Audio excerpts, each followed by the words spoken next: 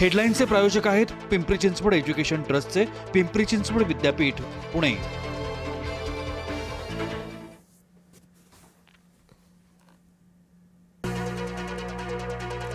मुंबईच्या उपनगराला रात्रभर पावसानं झोडपलं। दादर सायन्स किंग सर्कल मध्ये पाणी साचलं।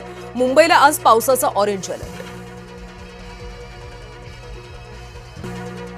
पावसामुळे मुंबईतल्या लोकल सेवेवर परिणाम। पश्चिम रेल्वेसह मध्य रेल्वेवरची लोकल 10 ते 15 मिनिटं उशिरानं, तर हार्बरवरची लोकल 5 ते 10 मिनिटं उशिरा। कुर्ला स्टेशन परिसरात पाणी तुंबलं। दुर्गंधयुक्त पाण्यातून वाट काढताना नोकरदारांची कसरत। महापालिकेच्या नालेसफाईची पोलखोल। पालघर जिल्ह्याला आज पावसाचा रेड अलर्ट। मुसळधार ते अतिमुसळधार पावसाचा इशारा। शाळा महाविद्यालयांना सुट्टी जाहीर। रायगड जिल्ह्यामध्ये पावसाची जोरदार बॅटिंग। जिल्ह्यातल्या सर्व शाळांना आज सुट्टी। मुसळधार ते अतिमुसळधार पावसाचा इशारा। मोठ्या विश्रांतीनंतर नागपूरमध्ये पावसाची दमदार हजेरी। नागपूरमध्ये विजांच्या कडकडाटासह मुसळधार पाऊस। शहरातल्या अनेक प्रमुख रस्त्यांवर पाणी साचलं।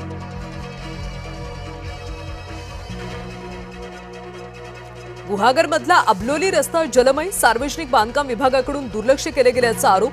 मुसळधार पावसामुळे जनजीवन पूर्णपणे विस्कळीत।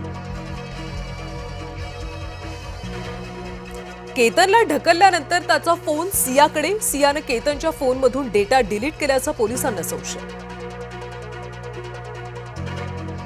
नवी मुंबईत अचानक वीजवाहिनी तुटून रस्त्यावर पडली। 2 विद्यार्थिनी विजेच्या धक्क्यानं जखमी।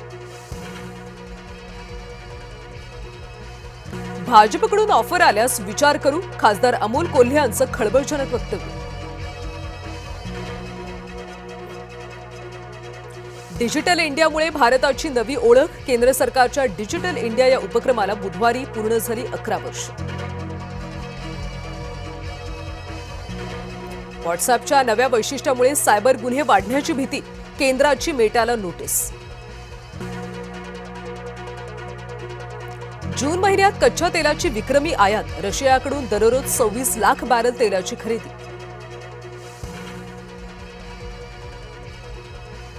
भारत इंग्लंडमधला पहिला T20 सामना वरुण राजाच्या नावानं। भारताच्या फलंदाजीनंतर पावसाचीच बॅटिंग।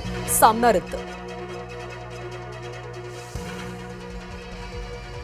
अभिषेक शर्मानं रचला इतिहास। 785 बॉलमध्ये ठोकले सर्वात जलद 100 आंतरराष्ट्रीय T20 सिक्सर्स।